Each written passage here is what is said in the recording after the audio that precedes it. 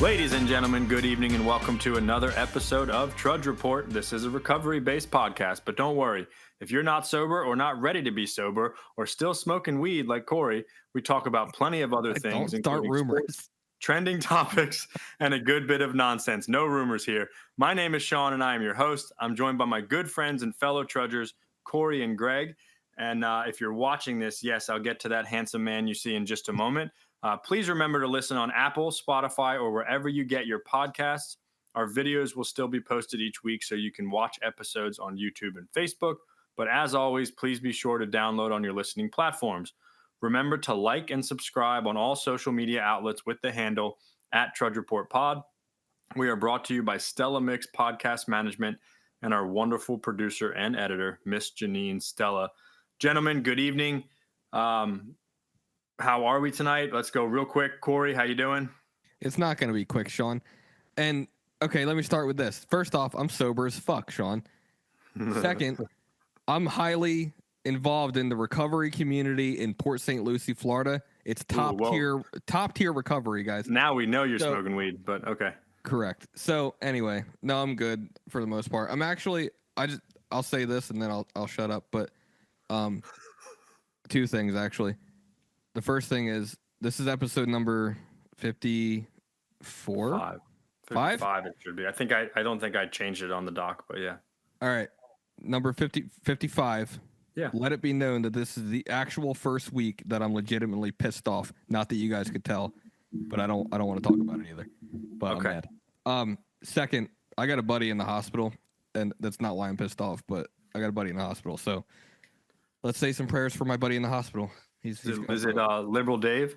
It is not. It is not. No. Shout out. How's Liberal Dave doing? Didn't he get like cancer diagnosis or something? Yeah, let's fucking put his business out there. Yeah, he did. So we said it on the podcast. No, we didn't say that. Well, we can edit it out. No, it's fine. He doesn't listen. He's going through treatments, and he did get decent news, so we're hoping for the best there too. But that's called we call that the podcast bump, by the way. Podcast bump. All right. So that's all from me, guys. Real thing. Grateful to be here. Greg, GA. Yeah, bumps for Dan, for sure, and your buddy that's in the hospital for sure. Things are good over here, man. Just another manic Monday. That's a Bengals reference for anybody that was born back in the day and knows what I'm talking about. But manic Monday. But yeah, man, we're good. We're here and very excited for our guest this evening, and excited to get into it with you boys. Hell yeah, all good on my end. For those of you who are wondering, because I know you are, Mr. Bill DeLuca is still on the injured reserve list. He's out of the starting rotation again. He's load management. He's got some inflammation in one of his ligaments, so he won't be here. He doesn't do leg day enough. He doesn't do. Yes, he's got chicken wing leg. Yeah. So got a little inflammation, but we're hoping to have him back next week. We wish him all the best on his personal endeavor that he has embarked upon over these next few days. And guys, we're going to get right into it because we were going to bring him into the screen, and all of us totally forgot to do that. So the handsome gentleman you see is our good friend Danny P in the Yukon Huskies. He's here as a spokesperson for Dan Hurley himself. But anyways, he's a good friend of all of ours. We're going to get into it more. But Dan, good evening. Welcome to the Trudge Report, my friend. Thank you guys for having me. And I don't know if I want to be that spokesman for Mr. Dan Hurley right now. Not right now, anyway. That's not a good job right now. Not at all. He needs my talents. No, thank you guys for having me. I love listening to you guys every week, and you guys bring so much to other people, and I know you do. And just lifelong friends, no matter what happens, no matter how far. And that's the coolest thing about all of us is we don't live in the same state. We don't live down the same street. And it's all because of the things that we've done in life and where we are today. And I'm super grateful to be here. Hell yeah, man. It's been too long been too long, been a long time coming. It's been too long. If you don't mind, do you want to tell the listeners where you're coming to us from? Oh, absolutely. I am coming to you from the Buckeye State, actually about 2 miles from the Buckeye campus. So we are, close. Yeah. It's literally right down the road. And they're happy people. I pretend like I watch college football because I live in the Buckeye State, but I don't at all. I'm not. Kind of have to. Yeah, I'm just college basketball. I can't do college football. You know that. Yes. But yeah, I've been in Ohio for about 8 years. You know, I'm a multi-state person though, like most of us in recovery, and I love it here. Love the state of Ohio, especially because it has Mr. Phillips in it. It does. That's right, baby. It does. Well, so for all of our listeners, Dan is a good friend of all of ours. I would say, I think it's fair to say that Dan and Corey were actually friends first, and they became really tight. Yeah, fair to say, or just fact, obviously.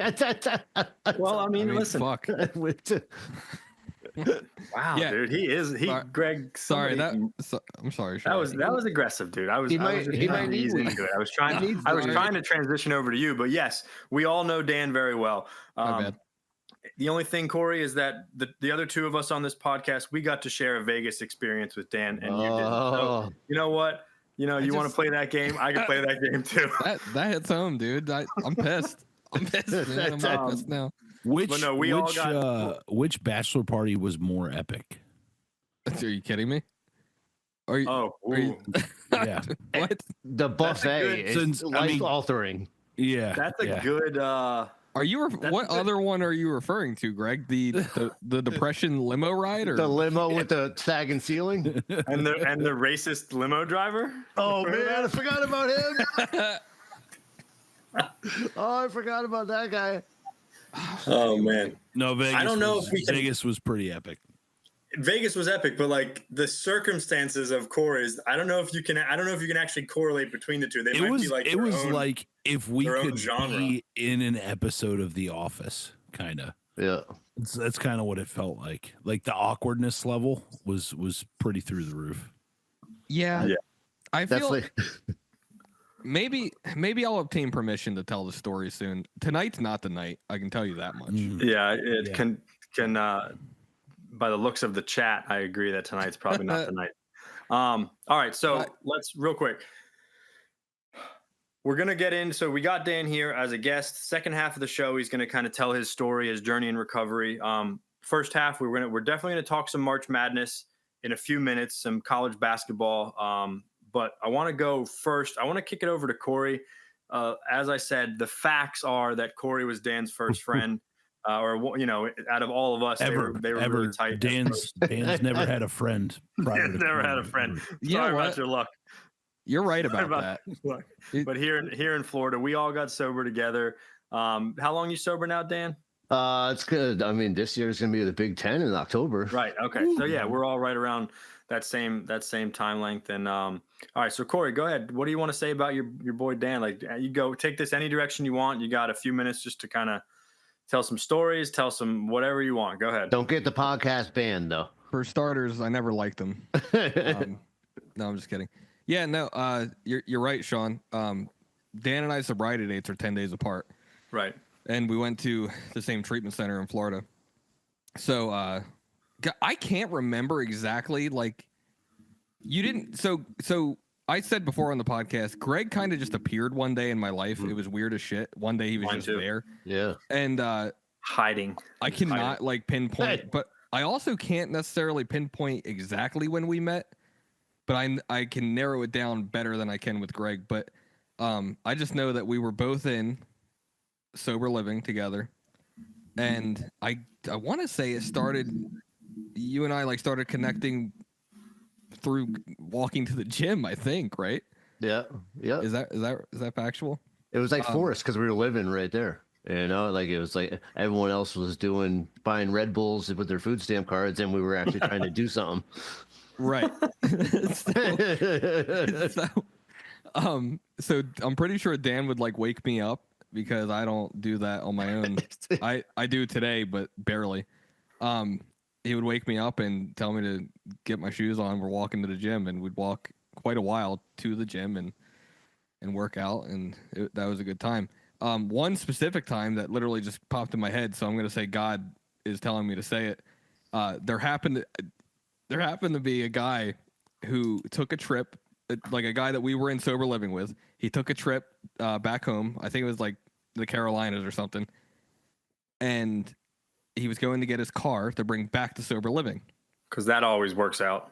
Well, correct. And and he happened to bring back a bunch of heroin with him. So so now all of a sudden, and this is before you and I shared an apartment. I was in an apartment with one of the guys that he gave some heroin to. So now one of my roommates is getting high. He's like, he comes out of the bathroom one day. Corey, he's all screwed up. Corey, what do I do with this? He's holding a rig. I'm like, first off, you get it the fuck away from me. Not that like it was like I was just like, what the hell are you showing me that for? Anyway, that day we walked to the gym, and Dan is pissed the fuck off about this, and it was all we could do. Like, like luckily we got to the gym and spent that hour there, because I was sure that that guy who brought the drugs back to sober living was definitely going to get held against the wall by Dan when we got back. Luckily I feel like he like wasn't there or something. They'd already like gotten to him, I think. Cause that guy almost died that day. But I don't know. There's 100 stories from that place, but yeah, we went through sober living together, and then halfway. And I mean, by way of Dan, I met a lot of people in the recovery community, because he took me to some recovery groups and stuff like that. And I mean, met my first mentor by way of that too, you know, stuff like that. So, but I don't know, dude. I don't know what else from the early days. Shout out to Ethan, dude. Shout out to Ethan. Yeah, the white truck. Yeah, he's anyway. We're gonna, Corey, at some point when we kick it to somebody else, I want you to find those pictures we were looking at the other day and send one to Janine. We'll have it thrown up on screen right around this time of the podcast. So for those of you who are going to be watching this, you're going to see, you can do a couple of them if you want. You might see one or two or three very interesting Corey and Dan pictures. For those of you, for those of you, they were a couple out there, wild and crazy guys. Okay. For those of you out there who are not sober, and you look at people who are sober and you're like, that's gay, these pictures are not going to change your mind at all. I thought you were going to say, you're going to look at these pictures and be like, yeah, they're definitely not sober, those two. Yeah. Well, hardly. We need the belly shirt ones. The belly shirt ones will take it. Indeed. Yeah. So Dan and I are pretty inseparable in early sobriety and stuff. And Greg has told a story on the pod too about exactly what he just said, like how we used to show up to certain groups and things, and how we were dressed. So we'll throw that up in the chat, or not in the chat, the stream. But yeah, dude, I don't know. Good times, man. It was good. I don't think I would. I mean, we've both said it, I think, plenty of times. I don't think I'd be here had we not met and formed that friendship. Because, fuck, dude, it was instrumental. Last thing I'll say, and we'll kick it to somebody else. Along those lines, man, I used to hear somebody in the recovery groups say, like, don't make friends in treatment. And I never bought it, not once, when he said that, because I had already met Dan. And like he just said, like, we were the ones that were walking to the gym. Not only were we walking to the gym, we were walking to those recovery groups. You know what I mean? That shit was important to us. Like, we were meeting people outside of the treatment center and stuff, but we were also glad to bring along the people that wanted to go too. Like, make friends in treatment, but make the right ones, dude. The ones that were, like you said, going and getting tattoos with the little money they had, or like spending their food stamps on Red Bull. Like, they're behind on rent at the IOP house, which is only like $75 a week. It's the cheapest shit you'll ever get, but they're behind on it, but they're buying Red Bulls and shotgunning them in the backyard or whatever. Like, those aren't the people that are serious about the recovery, but like, thank God that we were, and it worked out well for both of us, for sure. So the two coolest things, like, about when was coming home at the end of the day and me and you sitting on the porch smoking cigarettes was probably one of the most instrumental things in my recovery, because that was our inventory. You know what I mean? Like, that literally is like that, and the fact that me and you went to the gym, just me and you, and eventually it was about 12 people. Right. Do you, side note, do you remember that time that I frog splashed your ass through the bed? Yes. Yeah. Dude, I jumped off the top rope for that one, boys. I put him right through the bed. It was great. Dude. Again, this won't change your mind, those of you. And this is gay. This is not the episode for you. Yeah, I was always shirtless too to keep it going. Yeah. Yeah, he was. Yeah, that's true. Always. Greg, what about you? What kind of memories? What's your lasting stories or those emblazoned in your mind about Danny P? Yeah, I mean, I've got too many stories to recount here, but certainly, it's fitting that a couple weeks ago, I think it was a couple weeks ago, we talked about like how we judge others in our own heads, like especially in recovery groups and stuff like that. And while I have gotten better about it, I was not early on, and I remember going to this recovery group on a Wednesday night, and it was a packed meeting. And I can remember the two of these guys, Corey and Dan, walking in, and I can remember Dan again, like wearing some kind of like cut off tie dye shirt where like his belly was hanging out, like the real questionable attire with knee high socks on. And Corey's wearing like a thermal shirt on an 80-degree night in Florida, and I was just my brain was just racing. And like the thing is, I think Corey had like a backwards fitted cap on, and I want to say, I think it's the little bit of like the Mandela effect where your mind just like looks at somebody and it, like, for whatever reason, a gold chain is popping out. Corey swears up and down he's never had a gold chain. I believe him, but my brain saw a gold chain, and I was just like, this douchebag. And then, here we are today, two of my best friends, right? So like, yeah, and then I can remember, we all have a mutual Russian friend, and we were in the same sober living community together, and Dan was playing a pivotal role in that young man's recovery at the time. And I just remember this dude just never shut up about Dan. You would swear that this guy was madly in love with Dan, and he would just, dude, I heard more about Dan than I cared to prior to like actually meeting Dan. You know what I'm saying? Like, this guy worshiped the ground you walked on, bro. So you have that effect on people, I suppose. But I think we really started to get close on one of those early trips up to South Carolina, which, for the men's retreat that we did several years in a row. And that's where I really got to know you. And man, tons of laughs, tons of fun, tons of good heartfelt moments, all that stuff up there, up on the mountain. A lot of barnyard, as we like to call it, but good times. And certainly something that's been really cool, and I'm sure you'll elaborate on it later on in the pod, but like, to see what you've built for yourself, both, in your recovery, but also as part of your personal life, and, what you've started, the business you've started and everything like that. Like, yeah. I'm always reminded on like, I think I got to credit DeLuca for this one, but one of my favorite kind of like quotes that I always remember is, my blessings always lie on the other side of my willingness. And dude, you are a prime example of that, because you're that guy. You're always willing to do whatever, and sometimes those things don't work out for you, and sometimes they really do. But like, you take your blessings and your thumps, and you keep on rolling. You know what I'm saying? Mm-hmm. So I love that. Yep. I've got a lot as well. And I got full disclosure. I thought Corey was a punk when I got here. I didn't know what to think of Dan, or when they got here. Corey knows that. He didn't like me too much either in the beginning.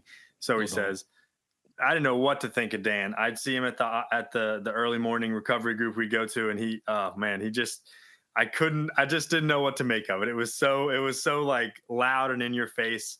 It was wild. And we got to know each other through the years. And granted, we weren't as close as like you were with Corey and stuff. It took a few years, but we were very friendly and hung out in a lot of the same groups. And then as you got a few years under your belt, you and I started becoming a lot closer and playing a little golf together, and just getting to know each other a little more. And then actually, it was really, interestingly enough, it was right before you moved, because that same Russian friend came to me for some guidance after you were moving. And I remember you and I played golf, and I was like, all right, dude, give me the lowdown on this guy, because he was another one that I was like, I don't know what to think about this kid, our Russian friend. And we kind of bonded over that almost, like, and then obviously through the years, my favorite memory, me and you, dude, is golf in Las Vegas, TPC Las Vegas. Like, that was just something spectacular that, I think anybody that goes out to a piece of property like that would love the scenery, but there's an appreciation that only an actual golfer can have for a situation like that. And it was very, very special day and special trip, but that was a special day. So it's been good, man. And yes, I agree with Greg, dude. What you've built for yourself, and well, really what you've allowed God to do for you, and everything you've been through, the trials and tribulations, and just from everything, from becoming a dad to your son, in Connecticut, like, just all that stuff, man, it is inspiring, right? It is really inspiring, and just pretty magnificent. So very cool, dude. All right, well, let's get into some March Madness stuff, some college basketball. And then, so for our listeners as well, everyone's invited that attend this podcast, that do this podcast, but specifically Dan and I know Greg has showed some interest, and we would love to have Corey and Bill on, but we're probably going to do some extra college basketball content that'll be posted on our watching platforms, on YouTube and stuff, over the next few weeks leading up to March Madness, which is like the 19th, I believe it starts, and then throughout the tournament and stuff like that. So, let's go ahead real quick, Dan, because there's really no reason to dance around it.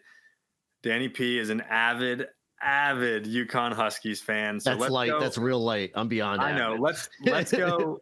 Let's go Huskies and Big East first. Give me just a couple quick thoughts on all of it.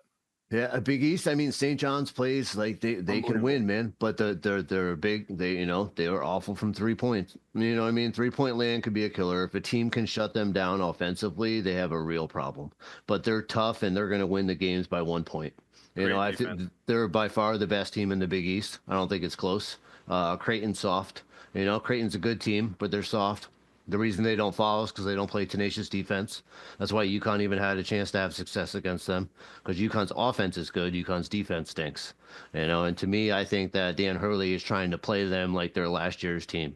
Yeah. And they need to beat people by outgunning them and scoring points. And they're trying to waste the whole shot clock and think they have the same efficient offense that they had last year. And they don't. And that, to me, like the Big East, I really think it's just a 2. You know what I mean? That's Creighton could have a chance. I don't think so. Marquette has showed its flaws. It's too small. They just don't have it.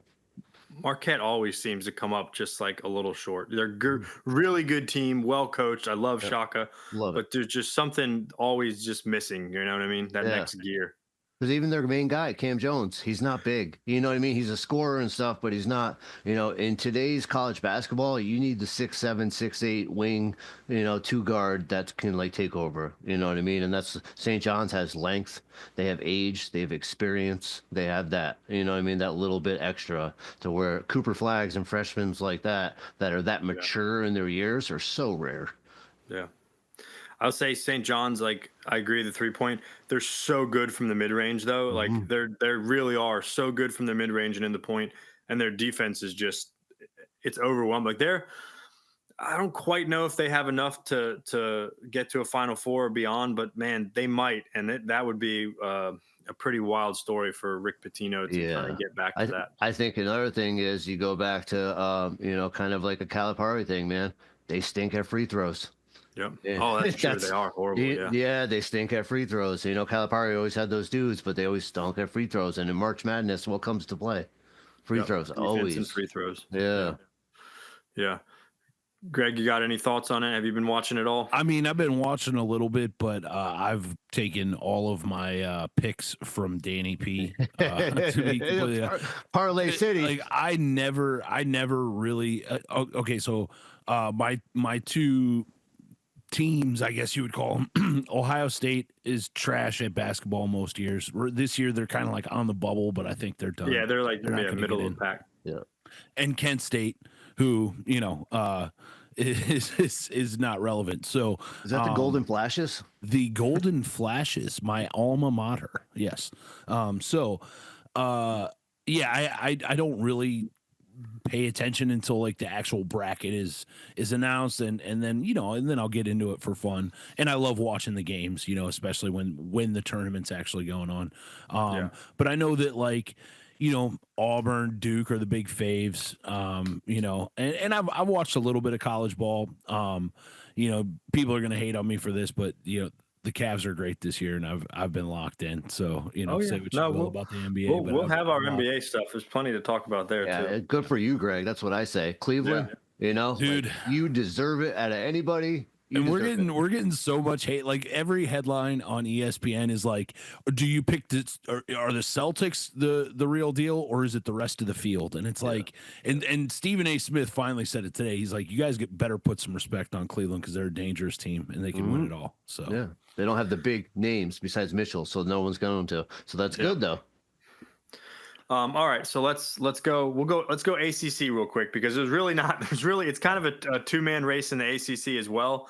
Probably only a one-team race, to be totally honest with you. But give me your thoughts on the ACC and the freshman phenom Cooper Flagg, who's got a lot of acne, by the way. He's got to get rid of that acne. Yeah, 100%. Got to get rid of that acne, dude. Honestly, I think it's a one-team no-brainer. I really do. I think Cooper Flagg, unless he gets hurt, I think it's not even going to be close. The rest of the Duke team is pretty good. They're just it's just hard to tell because they're in a really crappy like conference, but they're good. The rest of the team is pretty good too.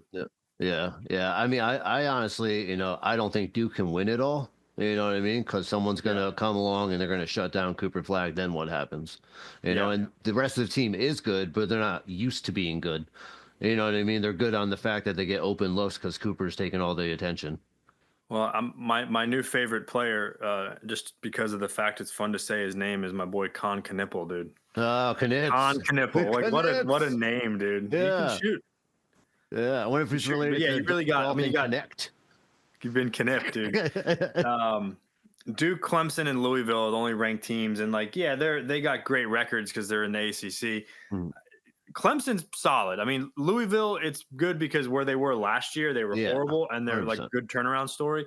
Clemson's solid. I could see Clemson getting to a Sweet 16. But didn't they get to a Sweet 16 last year? I think they did. Yeah, they were playing. I think Arizona they lost to, right? Caleb Love, didn't they? Yeah, I think so. Yeah. I could see that. I could see them getting back, but yeah, it's Duke. I think they lack athletic ability, Clemson. You know what I mean? Like I feel like the white South Carolina boys. Yeah, I feel like if they face a team, I feel like they could lose to like a Baylor. You know what I mean? Like a team that has that athletic. Who's not that good this year either. You know what I mean? Yeah. I went to that UConn Baylor game and I was all pumped because we beat them, and I was like, oh well, they stink now. That means nothing. Yeah. I'd be remiss if I didn't give my Tar Heels at least a shout out. We're not having a good year. We did win tonight. Yeah. But we're not having a good year. I don't even know if we're on the bubble right now. I think we're on the outside looking in. We might be first four out, probably second four out at this point. If we win out the rest of the season and make a deep run in the ACC tournament, we might be able to get in the tourney. But what are we looking at? Second weekend at best, probably. So I'm good either way. You got to give me your bullet points of what happened. I don't even understand because it's not even like a totally different team. Bad at rebounding, I think. I think not Bencaro. Oh God, what's the guy's name? Baycott. Baycott. Thank you, Armando Baycott. Yeah. I think he covered up a lot of flaws for us rebounding. He was a double machine. He just grabbed everything. So, and we're just not. I don't know if Hubert Davis is the greatest coach. I like Hubert Davis, but I'm not sure. But yeah, ACC is probably Duke all the way. I wouldn't be shocked to see them make a deep run, at least Elite Eight, maybe even further. But we'll see about that. We'll go Big 12. We'll save SEC for last. Let's go Big 12 next. What are your thoughts? I'm a Houston fan. I like Houston. I like Kelvin Sampson. Houston they're playing right now. Actually, they're playing Texas Tech right now, which is going to be a great game. But great game. Yeah. Houston's so and I think they have more shooting this year than they have in previous years, and they're always great on defense and super athletic. First of all, I'm blown away by Kansas. Like that. Well, Just yeah, shocked me. That's nobody thought. Yeah, wild. Yeah, dude, Hunter Dickinson's trash, dude. Like it's he's so not wild, that good. but he's still 7'2". He's not that good. Yeah, he's not that good. That's so wild to me. But yeah, no, I love Houston. I really same thing as last year. I think Iowa State is trash. I don't think I just don't. I don't know why. What it is, something. It's like Illinois. You know, when UConn played Illinois last year, I knew we were going to win by 20 or 30. You know, I mean, I feel like they're just not good coach teams to be in that position to actually get to the big dance. They're good teams. You know what I mean? But I feel like the way they play is just not able to transform. You know, I haven't seen anything in big games from them that is not on their home court that says like, oh man, I'm gonna be scared. You know, Right. But yeah, Houston's always. You know, I feel like yeah, I mean. Yeah, dude. I mean, who knows if what's his name? If what's the guy's name that left them? He got hurt he got hurt last year. They might go to that Final Four game. Not Marcus Sasser. Was it Sasser? Well, from Houston? Yeah, he got hurt last year. Remember, he got hurt in the Elite Eight. They're really good. No, Shed. Oh, Jamal Shed. Jamal Shed. Remember, he got hurt. And they lost. They ended up losing that Final Four game. Yeah. He hurt his wrist or game. something. Yeah. He got to the Elite Eight. He got hurt. He went out right early in the game. Yeah. There's a good chance they win that game. If not, and you know, I don't know. They're good. I mean, you got Arizona playing great in the Big 12. Yeah, I just never. It's Arizona, man. It's like I'm not Gonzaga. a Caleb Love fan, dude. I'm really not. I think he's too cocky and not like I like a little cockiness in my basketball players and the teams I like. He's a little too much. And but have you seen him when he misses the shot? That's why I was like, I watched the game this previous week. Russell Westbrook vibes, dude. It gives me Russell Westbrook vibes. Yep, 100%. You see that give up. Extremely explosive. Yep. Can go off, but when he's off, he's way off. Yep. And he doesn't care. Like you can see that it's not that dry. You know, you can just tell, you know, especially college basketball. It's so easy to tell when they shut it down. Yep. And then you got Texas Tech is really good again this year. Nobody really talks about them that much, but they're ranked 10th, dude. They're really good. You know, a lot of their big wins at home though. Yeah, a lot of their big wins at home. You know what I mean? I just feel like in that conference, like all those teams are good and they have really good athletic dudes. You know, but I mean, the SEC is just it's a and so let's go to the SEC then real quick because I'm looking at it right now. You got 1, 2, 3, 4, 5, 6, 7, 8. Well, so as of the new rankings, there were a few losses over the weekend. You have eight ranked teams in the top 25 in the SEC, which is an astonishing amount. There were like 10 before this past weekend, but you have 8 ranked teams. And then you still have probably, as of right now, they're going to be like an 11 or 12 team bid, dude. Yeah. I mean, they're going to get 11 or 12 teams into the conference. You're probably looking at Ole Miss, who's not ranked, but they're in, you know, pretty good shape. You got Vanderbilt, Texas are a bubble team. Arkansas is a bubble team. And that's pretty much it. Once you get to Oklahoma, maybe, but once you get past that, then, you know, the rest of them, no. But we could legitimately see 12 of the 64 teams coming from the SEC this year, which I think would definitely break the Big East record of what was it, 9 or something? I think it was 9. Yeah, I don't know if it was double digits. Wild stuff. I mean, and then I mean Auburn, dude. Auburn is it's unbelievable. Janai Broome, front runner with Cooper Flag for National Player of the Year, and Janai Broome might not be very good in the NBA. Like that's the wild thing about college basketball is your National Player of the Year could end up being someone who's garbage in the NBA. Yeah, that's it's wild. Part. You want to know what I love about him? Like Janai Broome is the exact example of what the transfer portal does good. Yeah, you know what I mean? Because that guy would not be what it is. Auburn would not be like that. Makes the game better right there. Yeah, you know, but he never looks like he's moving fast either. He just kind of at his own speed, his own pace. But he put up like 30 and 14 on Saturday. 30 points, 14 rebounds, and like 5 or 6 assists. Unbelievable. And like 3 blocks. Crazy. And he's big, but he's not huge. That's just perfect for him, though. He's got the athletic ability to outmaneuver guys, but he's got the size to take him out too. Yeah, he's really. I mean, Auburn is really. You know, I mean, I think the only thing that gets in Auburn's way is Bruce Pearl. Yeah, he gets so much, dude. He gets so much heat. So much. Yeah. Like he's not well liked by a lot of people. He lost to Yale, though. I mean, kind of deserved. Yeah. So, yeah, they're good. I mean, Alabama's good. Tennessee is good again. I mean, all those and not only are there, that many teams, but Florida, they're going to have probably Auburn, Florida, Alabama, Tennessee are all going to be a 1 or a 2 seed in the tournament, most likely. Yeah. Who's your? I think right now Auburn, Florida, and before the weekend, Auburn, Florida, and it was either Alabama or Tennessee were all projected to be on the 1 line. Yeah. With Duke as the other number 1. Yeah. And now it's going to be at least Auburn and Florida, and there's still a good chance that you'll have, Tennessee or Alabama possibly on the 1 line, but definitely on the 2 line. So who's your tops? Who's your top? If you had to pick, I would say top 4 in the SEC. Top 4. I mean, I think the way it is right now is the way it's ranked is Auburn, Florida, Alabama, Tennessee. I think that is the top 4.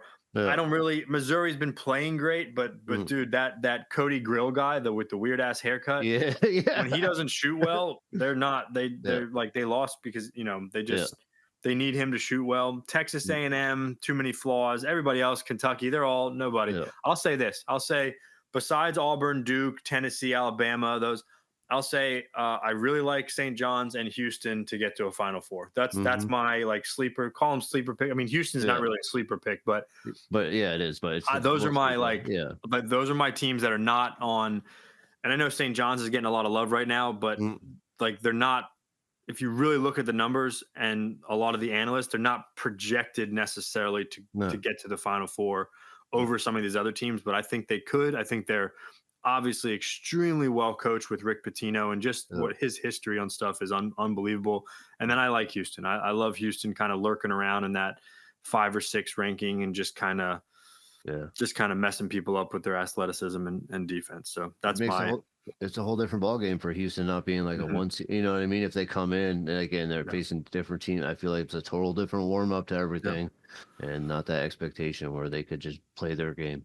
I think Memphis is really good too. Out of a power, and they're not in a power conference, but I think I don't know if they have back enough. To Maui.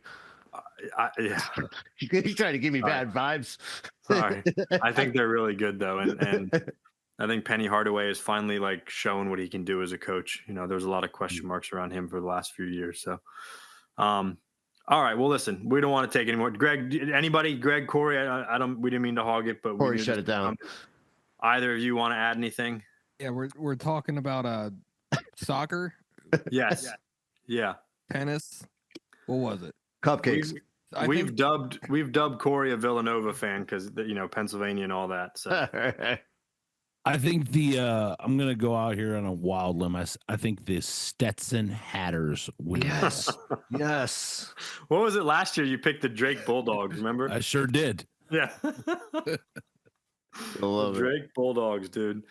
No, as I said, we're gonna have some in-depth March Madness content coming to you. Probably a few different videos, at least 1 or 2 before Selection Sunday, which is March 19th, I believe, and then or right around that time. I forgot, I have to look exactly.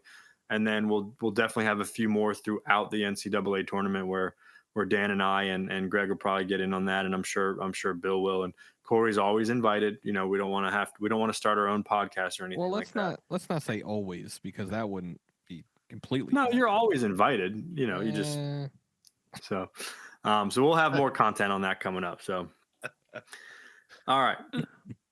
Without further ado, you've gotten to know him a little bit, but we're going to turn it over to Dan fully, and he's gonna tell his story. He's gonna share his experience, strength, and hope with us. So go ahead, Dan. All yours, bud. All right. Thank you, fellas. Appreciate it. It's always a pleasure talking some college ball too.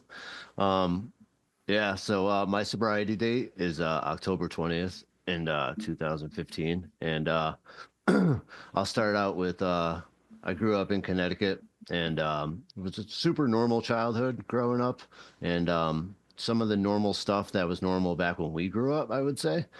Played sports, and lots of pressure and lots of things that are, put on kids to perform. And I grew up in an alcoholic household. and all things that I grew up with were normal to me. You know, that's how I thought other kids were raised and how everyone else's life was growing up. And a lot of what I'm going to talk about is just, you know, very, most of my life is based on my recovery and what my life is now, you know, and the things that I'll talk about now is to relate to other people that I've been in your shoes, you know, and that I fully understand everything that is going on with people that struggle with alcoholism or addiction or any kind of actual problems in your life. And I have a sister who's 3 years older than me, and she was always my go-to. She was always, you know, when I was a freshman in high school, she was a senior, so I never got picked on. I never had to worry about things, and I always wanted to be like her. And that was my MO growing up, is I was always wanted to be something that I wasn't. You know, and that's one of the great pleasures of today is that I can just be Dan Paulsen, you know, and no matter what, good, bad, whatever happens, that's okay. At the end of the day, that's good enough. And I don't have to apologize or try to be something that I'm not. And I did that throughout my whole entire childhood. And then, you know, fast forward and just getting in trouble, you know, stealing from the candy store and doing stuff like that, 8th grade, you know, and just doing little things like that to hang around with a crowd of people that I was accepted in. You know, I had to do these things to be accepted, you know, and that was always so huge for me that I couldn't just be myself. And, my dad ended up going to prison when I think it was like 16 or something like that. And that's kind of when things started changing and I had to grow up really fast, you know, and I was never taught to like share emotions or anything. So we just had to do what we had to do to survive. And I started hanging around with worse people and doing things, but I always took care of stuff. You know, I had to start paying bills for my house to keep our house and all that stuff. And when my dad got out of prison, he sold our house and moved away, and so me, my mom, and my sister had to live together. And I was doing all these things in school, and you know, I played baseball, I played basketball, I played golf, and I played all these things, and I was pretty good at these sports, but I quit them all, you know, because I felt I had to do other things. I didn't feel accepted, you know, playing sports. You know, I was never good enough. You know, and all these things that just kept coming back into my head of that. What do I need to do to be okay? You know, to be accepted. You know, and that's like I'll harp on it till I'm blue in the face. Is that being myself today, no matter what, you know, is the greatest thing in the world. It's the greatest gift. And so I would always dabble in drugs or drinking or whatever it was. I actually really didn't drink till I was 21 because I said I would never drink because my dad was an alcoholic. You know, that changed, you know, obviously. And but all these things, you know, that's like, you know, I would always do drugs, but I'm not going to shoot up. And I never did shut up. Shut up. Shoot up. Yeah, shut up too. That's true too. Yeah, that's true. Both of them. Yeah. And I never did shoot up, and that was part of what kept me out so long too. You know, because you put these things in place, you know, and then all of a sudden you read this book and our literature and stuff. It's like, oh, that's me. That's weird. How do they know that? You know, and these things that I put in my mind that make it okay. You know, and I would always have these friends around me that did the same things that we make it okay together. You know, and every time I got in trouble, I would never get in trouble. I always knew people and places and stuff. When I was 21, I think, or 22, you know, when I just started drinking and get a DUI within a year or two. And then I rear-ended somebody. I was doing probably about 100 on the highway, blackout drunk at 4 a.m, and rear-ended somebody that was doing 60. And I reared off the road, got off the road, and ran in the woods.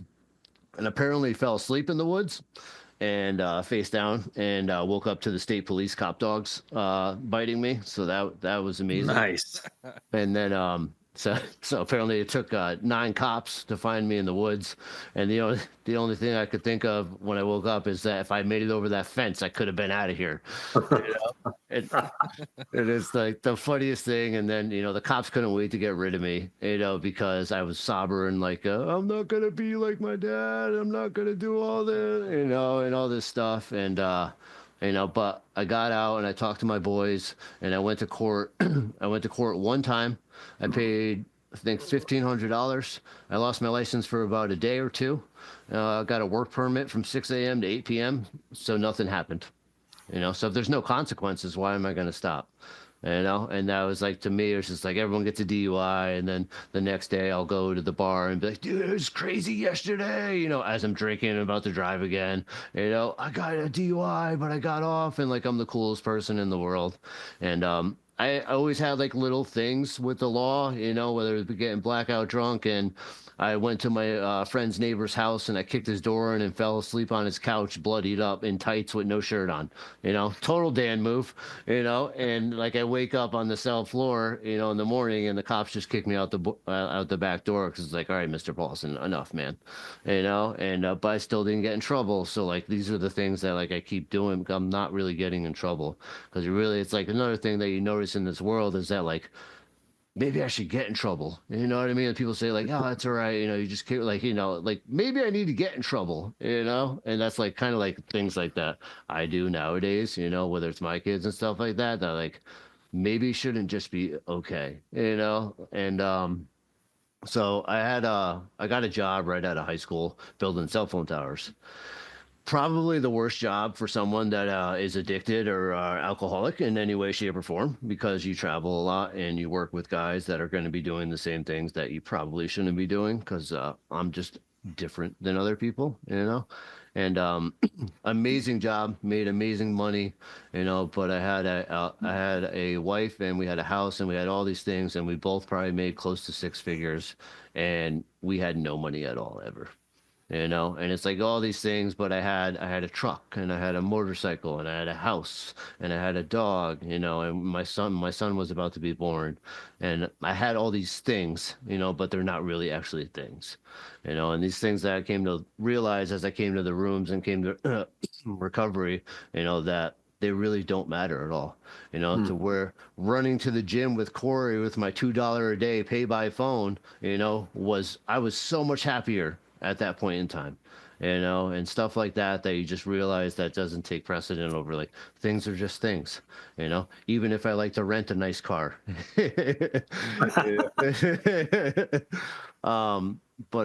Yeah, so I mean, my family was always, my mom always shielded us from my dad, you know what I mean, when he got mad and he was an alcoholic, and you know what I mean, you never know what kind of day it was going to be home.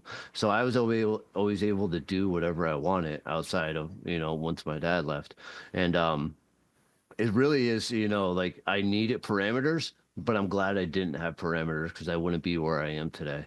And you get people that ask you all the time, do you wish you can change any of it? And I could answer for every one of us. No, not at all. Right. It's not even a thought. It's not even close. Like I wouldn't be who I am today without all the pain I went to. And so like I did the whole 9 yards. I did I broke my neck at work. I fractured my C6, and I got prescribed pain pills, which I was already doing pain pills anyways, but this was just like a free ticket to like, well, I need them now, obviously. And so there's a free ticket to do that. So I did that for 6 months and didn't work. And that started the really toilet drain spiral status, because I was spiraling for a while, but this was the real circle the drain time. And so I ended up losing my job. I got pills laced with fentanyl and passed out behind the wheel, and lost my job. And then after I lost my job, I lost my wife. And so she wanted to get divorced. I'll never forget one day the cop showed up, because she didn't answer her phone for 30 minutes. Like you look back at these things now, like what kind of person was I, where like her parents thought that like something was happening to her because she didn't answer the phone for 30 minutes. Like that's why I honestly just right now just thought about, I've never thought about that, and like now like thinking about it, that's wild, man. It's wild. And then so then I had a Lexus. I sold that to one of my boys for 6,500. I had a Exmark 36-inch lawnmower, sold that for $2,000. And then all I had left was a motorcycle. And then I totaled that. Some guy pulled out in front of me, and I totaled that. And ended up getting $9,000. All this money was gone in like 3 weeks, easy. You know what I mean? No, not a problem at all for me. And then slowly, like me and my ex were just roommates. And then basically, eventually, it got to a point which is like, you got to go, man. Like I don't know what we're doing. You got to go. And at this point, my son is 3 years old. And he doesn't really know what's going on and all that jazz. and we can talk about the unmentionable and the unspeakable things that I probably did to put him in harm's way and stuff like that. And it's just part of it. That's addiction and alcoholism. It'll make you do things, you're not in the sane mind, and that's why we try to never judge people, but what I mean? It's like, when people talk to you and they say, you'll never believe what I did, you're going to think I'm a piece. It's like, listen, dude, do you know the things that that I've heard? It's crazy. It's wild, but so I'll go to the God moment. This is the first God moment of my recovery, is that my ex kicked me out and I ended up sleeping in one of my cousin's apartments for like 3 days. It was October, so it was getting cold out, and I'm just sitting there, and I'm sleeping on an empty apartment floor with a bag of stale goldfish, and just wondering how I'm gonna get my next $20 to get to get where I need to go. And my mom called me and she said that she wanted me to come and have some food. So I'm thinking I can go there and score $20 real quick. And sure enough, I went there and it was family intervention time. And so they give me some food, and they're like, just everyone talks to me, and we love you, and we don't want anything bad to happen to you. You need to do something, da da da. And for whatever reason, that night I slept on that couch, and that was the first God moment of my recovery, because I woke up and I was getting on a plane and going to Florida. And I had no clue. All I had was a trash bag full of clothes, and that was it. I had no clue what was going to happen, I just knew that I had nothing home. I lost my son. I lost everything. I lost my house. I lost all that. And then so I did inpatient for 30 days, and then we did IOP. And Corey was with me the whole entire time, and I remember the first guy that guided me, weird looking dude with a Saturn station wagon, I was like, anybody but that guy, and all of a sudden, of course, that's who raises his hand, that guy, of course, and but all these things that led me to, going to these places and these meetings and meeting these people, just like Corey, we both hated Sean. We didn't like Sean. No one liked Sean. He was so loud and vocal in the morning. It was way Greg too liked early. me. It was way too early for that nonsense. Me and Corey were like on the other side on that. Greg was at the Artesian with the DeLuca. You had the Sean spell over there. Yeah. Dude, I just didn't know. I didn't know which way was up, dude. And Sean seemed like the only guy that was like, oh, he actually knows what he's talking about. I think. Dan and I would go to Brian's, and we'd all gather on the porch to have a little recovery group or whatever. And Sean's sitting there at the end of the table with his stupid beard like he's some big shot. We're so like, loud. Who's this guy? What do you think, you're important? Oh, you're happy? Yeah, that's what it is. Yeah, that's exactly what it was. I had the benefit of having a few years ahead of you guys. That's all that was. Yeah. Sean, you want to know what reeled me back in? The Thunderbird. Sure, yeah. The Thunderbird. The T-Bird was The T-Bird. Oh, really? Yeah, I the T-Bird. didn't hear you. The T-Bird, dude. Yeah, the T-Bird, bro. I saw that. I was like, oh, all right. He's all right. He's been through it. I didn't like him. Periwinkle blue, I believe. No, it was it was like gold. bullet silver gray. Silver, right? Yeah. All right. Yeah. Well, here's the deal. I didn't like Sean until I needed his help, so whatever. I love, and that's like Sean All said. good. Well, I'll keep going a little more into it because I got like two stories I definitely want to pin on in recovery that I think are awesome. So I got the money from my bike accident was coming to me in sobriety. Another God moment and stuff like that. But I couldn't. I was going through some things where I couldn't put it in my name, so I had to put it in someone else's name. So who else could you trust but the guy that you're in a halfway house with? Because you're gonna trust him with 13 grand, of course, obviously. Me. No, it wasn't Corey. Yeah, it wasn't Corey. So I trust this guy, and then I think it was 2 days later, Corey. He just shot up and he's passed out in the front of the halfway house with $13,000 of my money, and he comes in high as a kite, and I'm like, oh, this is amazing. But I mean, he might be the most solid dude in America because he didn't spend one dime. Yeah. I mean, that's like the. I was like, I picked the right guy because he didn't spend one dime of it. That was so wild. But then, with that money, it's like, I remember, vivid as anything, man. Brian called me when I got that money and I was buying clothes and doing all this, probably buying more belly shirts with gold tassels on them and all that jazz. And Brian called me and Brian's like grandfather, he's like the godfather calling you up. And he said, how about you come to a meeting or something like that? And that's, just to give me that little, and that's what these friendships do, is they give you that little reminder, like, oh, okay, and I remember going to the meeting that night, and it like reeled me back in, where it's like, I was less than 6 months sober and I got $13,000, and not one time did I think about getting high or drinking. Like, that's freaking amazing. That's like, that's wild. yeah, I mean, it's super wild. And that's, another thing I'll harp on is that, because I feel like, it's a great different perspective for people, because we hear nonstop about the, South Florida shuffle. I've been to rehab 64 times, 75 times, 86 times. I've been to rehab one time. You don't have to go 64 times. You know what I mean? It's just because everyone else does it. It's like, to me, it's like, I got into the group, and I got into the people, and I got into this work, and I did this literature with this other guy, and none of these things made sense to me. But when I read it with another human being, it did.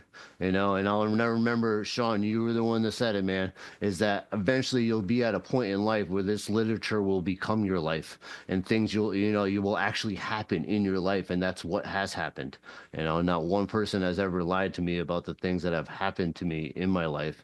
And just so cool. And I cry like a baby now on moments and stuff. I cry more than Alyssa, 100%. She's the dude in the relationship. It's not even Me close. too. Same with Catherine and me, dude. I'm always like, oh. Yeah, it's so bad, man. It's so, but it's just like, and like you guys, 2 or a year and change sober, I had to move to Ohio. Alyssa got pregnant, and she had to go back for probation. We go, what do? We go to the mountain.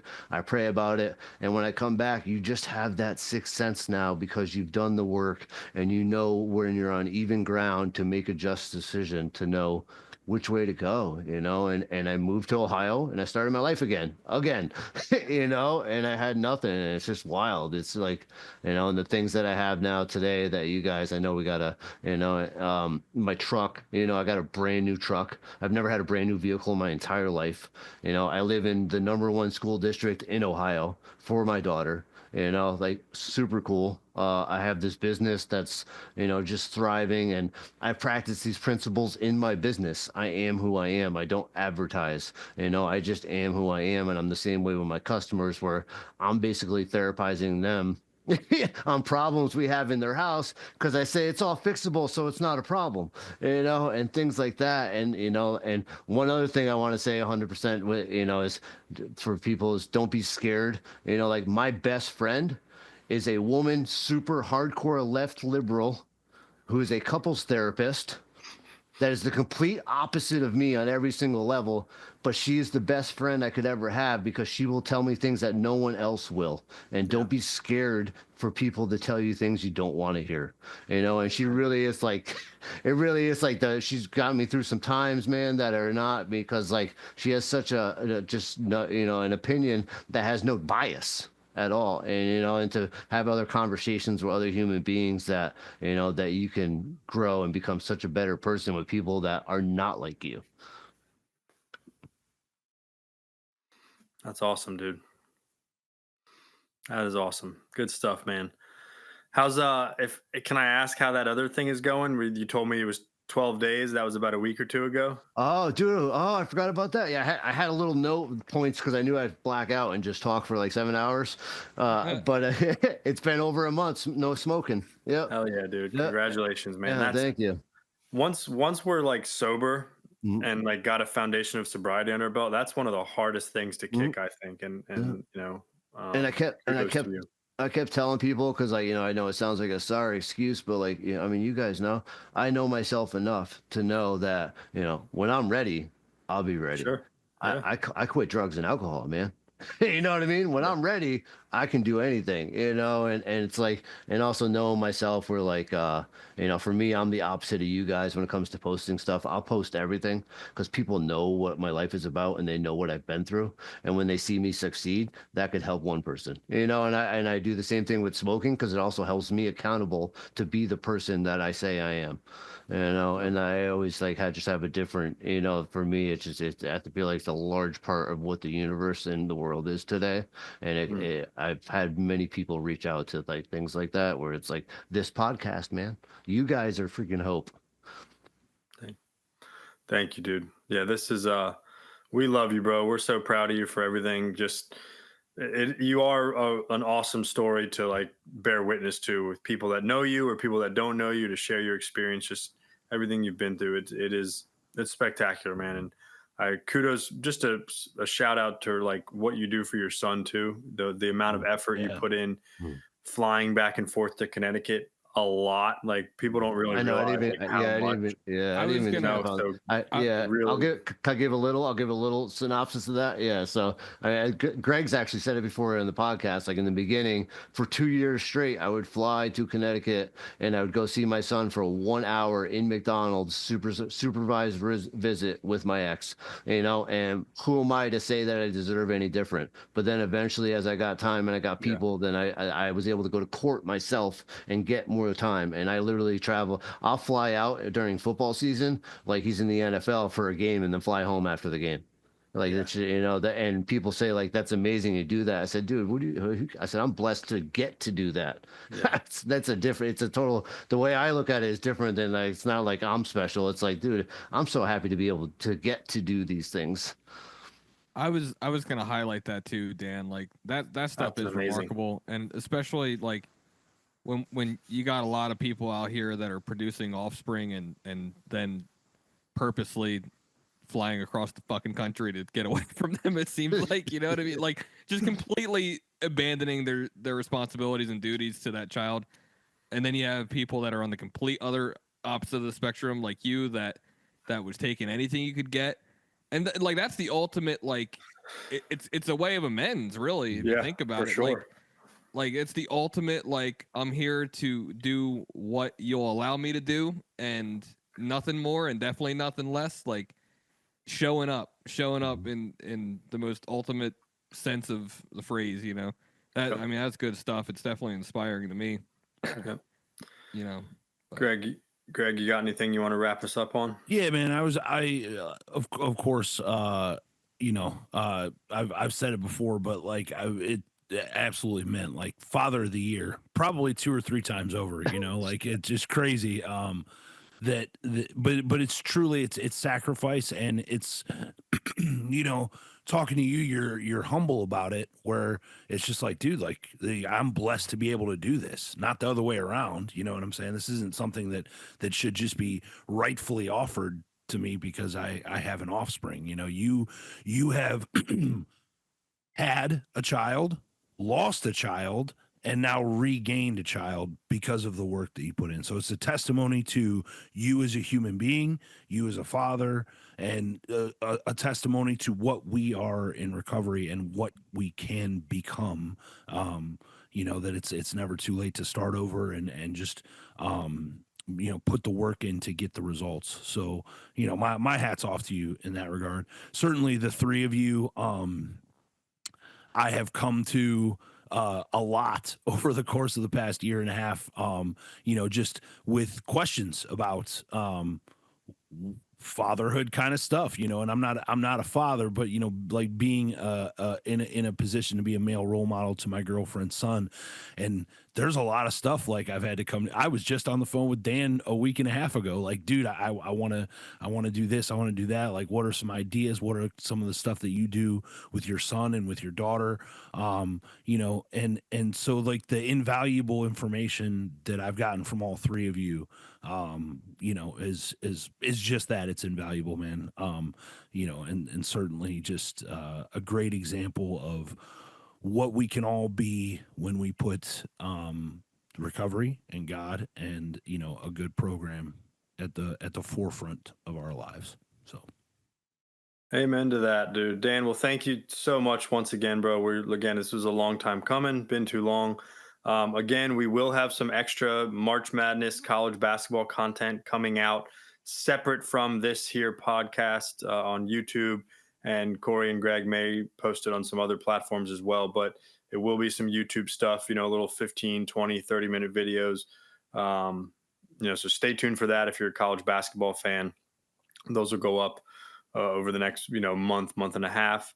And then, Dan, we'd love you, dude. We're so happy for you. Oh, and I do have to say, Corey is completely sober. I can vouch for that. Pardon my comments in the beginning. Hopefully they all hung on for the entire episode because fuck, dude, there's a million people out there that.